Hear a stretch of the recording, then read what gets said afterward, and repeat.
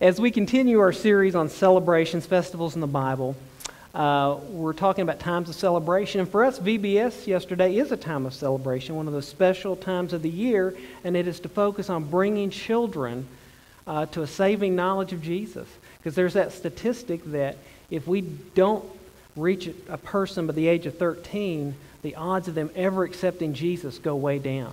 Doesn't mean it's impossible, but if we're going to be good stewards of the time and talent God has given us, we need to put it in the most effective places. And children and youth ministry are absolutely a critical part of that. But our God is an awesome God. We had a really good crowd, good workers, and I think this is the second year we've done the one-day VBS, and I think the parents like it. They get a big block of leaving their kids for a while. The workers, I know, love it, because when you're working all week long plus 3 or 4 hours a night up here, that gets to be a little bit longer. So God made everything, and we need to remember that that includes me and that includes you. And we need to celebrate that He made us. And the God that made everything would care what our life is like, and He cares very much. He commands us to set aside special times each year to celebrate Him. Now, if you look at that chart up there for these festivals, sometimes you've got a number of festivals that come close together, and then you've got a big gap of time in between others. For children, if you talk to them in March, Christmas seems like it'll never get there, huh? A birthday for children seems like it's going to be too long before that next birthday. As we get a little older, there's never enough time between those birthdays, I think. It goes so quick. But we need to remember that we need to focus on God more than just a few times a year. And to get to know somebody, we've got to spend time with them. And to get to know God, we've got to spend more than a couple of days a year with Him. We need to be talking to Him daily. But God set aside in His Word one special day every week for us to focus on Him. For the Jews, that's Shabbat. For us, it's the Sabbath day. A special day set aside for the Lord. And we need to celebrate that day because we have to go back to the beginning to see where it came from. So the heavens and the earth and everything in them were completed by the seventh day. God completed His work that He had done, and He rested on the seventh day from all the work He had done. God blessed the seventh day and declared it holy. For on it He rested from the work of creation. Now remember, God was not tired. God does not get tired, but He rested. You know, there are weeks, like VBS week for most of the workers, you're glad when you get through the week because there's so many things to do. And it's exciting, but we just want to get through the week because things come up at church, at home, the office, the unexpected things. Because if you're like me, you list all the things you need to get done. But you need to leave enough time in there for the unexpected because that will come up. So we just want to get through the week in one piece. For God, when we look at what He did on this first week, He made everything. Everything we see, so much that we don't see, beyond what we can comprehend. God had a busy week. But He was not tired. He sat back and looked at what He had made and said, "It is good." Now, even if you're not real creative, if you're working on a project at work, if you're making something, when you finish it, don't you like to be able to just step back and go, "Wow, that's not too bad"? Because if it's a creative thing, when you start out, sometimes you're not really crazy about it and it doesn't look good, but then as it develops and you're able to step back when it's done and go, "Wow, I like that." That's what God did. He stepped back. He looked at the whole universe and said, "This is pretty good." Now, we have since messed it up a little bit, or maybe a lot, but we need to celebrate what God has done to us and just to be a part of what He's done, the Sabbath day, this day of rest. Think about the lady that wanted to get close to Jesus, just to touch His robe, just to be in the shadows of the Messiah, of God in the flesh. We should just want to be a little part of what God is doing in the world because He does want to use us. Now, we also look over in Exodus.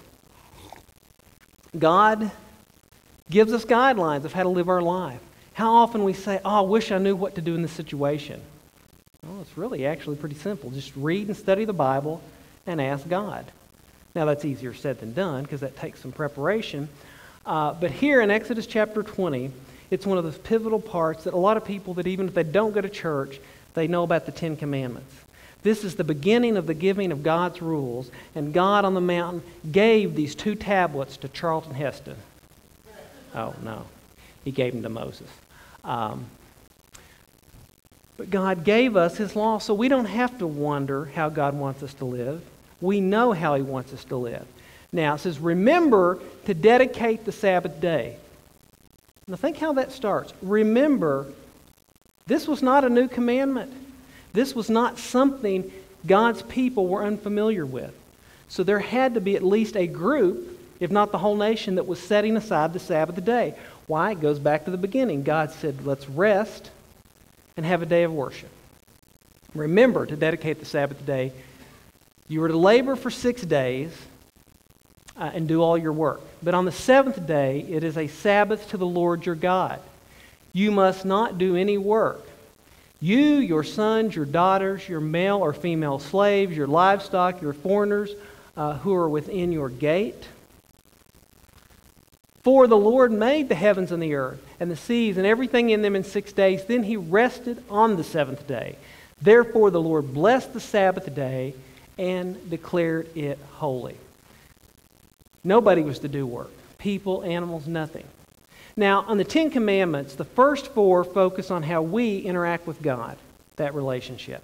The second 6 commandments, 6 through 10, talk about how we interact with each other, the whole don't murder, all that kind of stuff. Really, I like to look at this 4th commandment as a transition because our relationship, how we interact with God, has a great impact on how we interact with other people. If we are drawing closer to God, if we are becoming like God, showing agape love, then our interaction with other people it's going to be much easier. It's going to be much more effective, and we will show the light of Jesus Christ to other people. So it's absolutely critical. Are we, as Christians, followers of Jesus, showing the love of God to people around us? When they see us, do we look like the rest of the world, or do we look like something special? And most of us don't like to think of ourselves as something special. And we never want to let pride creep in, but we are special. If you've asked Jesus into your heart and you're His child, we are set aside. We are special. Now, we have a huge obligation to live like that, but we need to also be very aware here that God takes His laws very seriously. What was the penalty for doing work on the Sabbath? Death. Death penalty for doing work. You know, if you instituted a death penalty for not working, there's probably some people today that still wouldn't motivate to actually get them to work. And you would almost have to institute a death penalty to get some people to take a day off.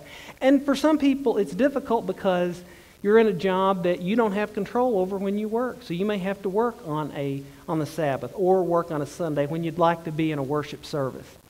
And we'll talk a little bit more about that in a minute, that it's easier said than done to get around that issue.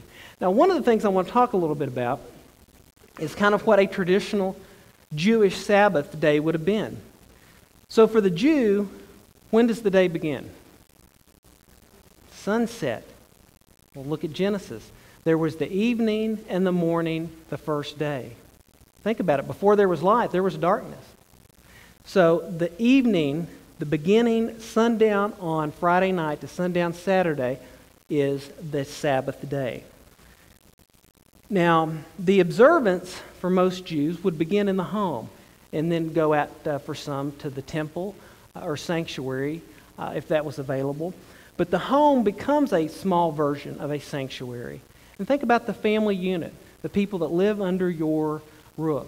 That is a small version of a church. It's a type of church. And the table that would be set up would be similar to the altar.